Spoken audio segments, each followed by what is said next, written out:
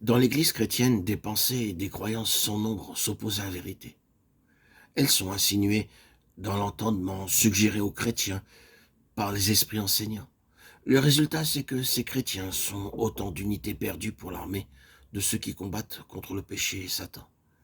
C'est qu'ils se mettent en la puissance des mauvais esprits malgré qu'ils admettent l'autorité des Écritures et qu'ils soient sauvés pour l'éternité en croyant au Sauveur. En conséquence, toute pensée, toute croyance devrait être examinée et pesée à la lumière de la parole de Dieu, non pas seulement à la lumière de quelques versets isolés ou portions des Écritures, mais à la clarté des principes qui se dégagent de l'enseignement général de la Bible.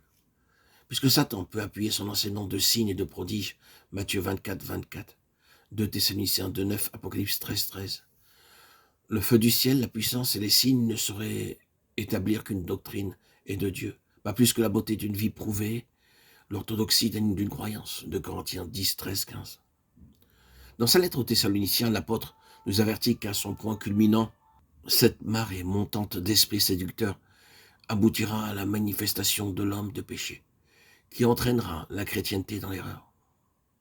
Il entrera même jusque dans le sanctuaire de Dieu. Il ira jusqu'à s'asseoir comme un Dieu dans le temple de Dieu, voulant passer pour un Dieu. La présence de ce méchant est comparable à la présence de Dieu, et cependant, il vient avec la force de Satan, avec toutes sortes de puissances, avec des signes et des faux miracles, avec toutes les séductions qui portent à l'iniquité ceux qui périssent, parce qu'ils n'ont point reçu l'amour de la vérité. 2 Thessaloniciens 2, 9, 10. Les paroles que le Seigneur avait dites à ses disciples et que Matthieu nous a conservées.